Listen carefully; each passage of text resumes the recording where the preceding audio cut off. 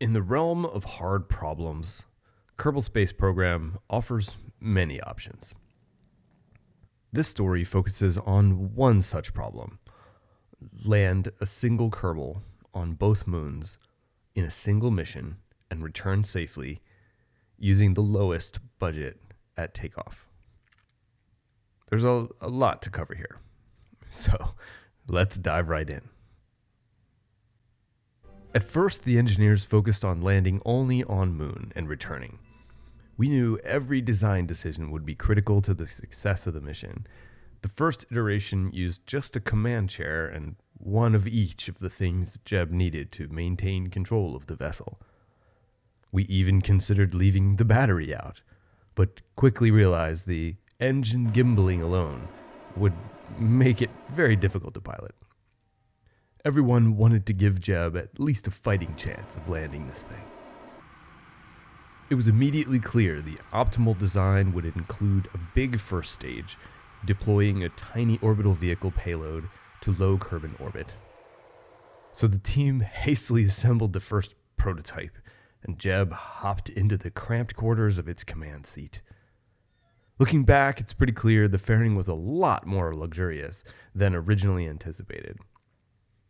It ended up being basically a motorcycle in space. The view was amazing. From low Kerbin orbit, Jeb aimed for a low moon periapsis to take full advantage of the Oberth effect. Dropping in at around 6 kilometers, he charted a retrograde burn to settle into a nice equatorial orbit before descending into the Lunar highlands. He knew he would need less energy to return to orbit if he landed at a high altitude. The landing was amazingly smooth, until the last moment, when there was a sudden unexpected jerk in the pitch input. Forensic evidence from the returned craft would reveal the retrograde vector bounced off the ground plane and went negative. Jeb had to react quickly to prevent catastrophe. His report explicitly praised the helmet designers. As he left the moon's surface, he pondered his likelihood of surviving the re-entry into Kerbin's atmosphere without any kind of enclosure. He had to jettison the engine to reveal the heat shield he would use to keep cool during the aerobraking maneuver. The engineers warned about the possibility of some light heating on the re-entry, but Jeb got an A in ablative materials class. He knew this was a suicide mission. He had mistakenly dropped the Kerbin periapsis too low when leaving the moon, and he had no fuel left to correct the mistake. He hoped for the best, but after an appropriate mourning period, Jeb's brother, Jeb, announced he would honor his brother's sacrifice with another attempt. He would use the same craft, but he would make a few adjustments first. He liked the overall design, but he felt there should be just a little bit more fuel in the third stage. The resulting fairing was a little too close for comfort on the ascent, but he felt like it was a rite of passage and left the discomfort out of his report.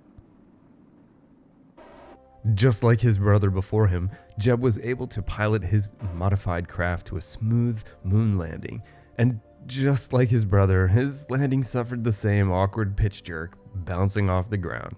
We really need to get that fixed. The landing must have disoriented Jeb before the medical team could assess him, and against the advice of the ops team, Jeb decided to chart a course to Midness. They told him there was no way he could make it, but he tried anyway.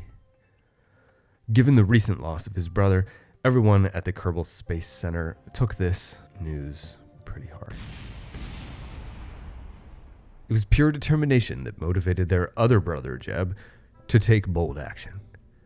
At this point, all of Kerbin was devastated by the loss of 2 intrepid Kerbinaut brothers.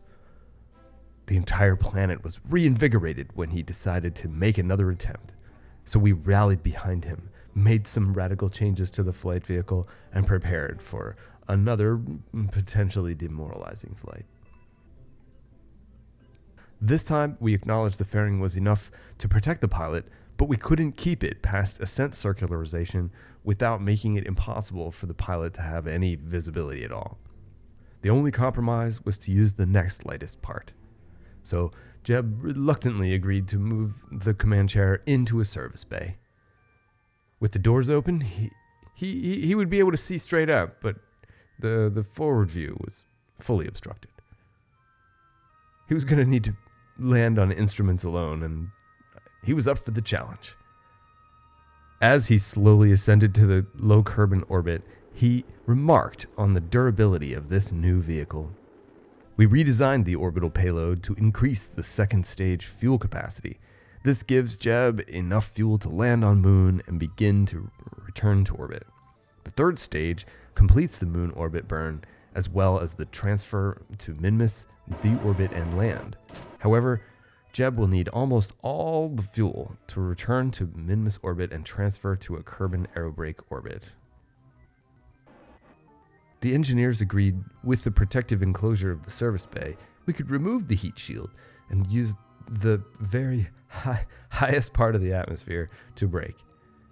With the service bay doors closed, Jeb simply kept the vehicle's only solar panel pointed toward the star and waited in terror for his brother's fate.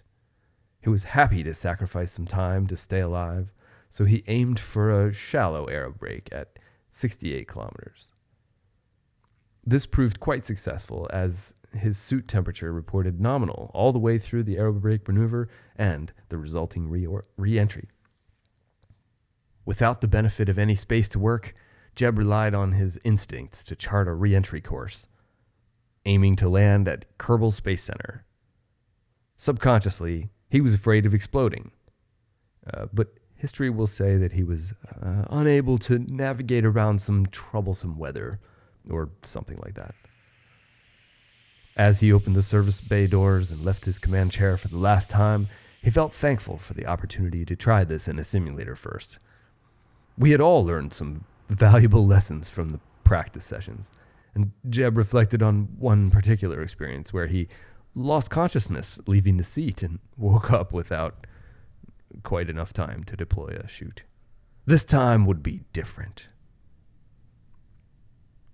As he watched his faithful chariot drift away to inevitable oblivion, Jeb thought about all the hard work and sacrifice made by his family and the engineers who made it all possible. He decided to retire.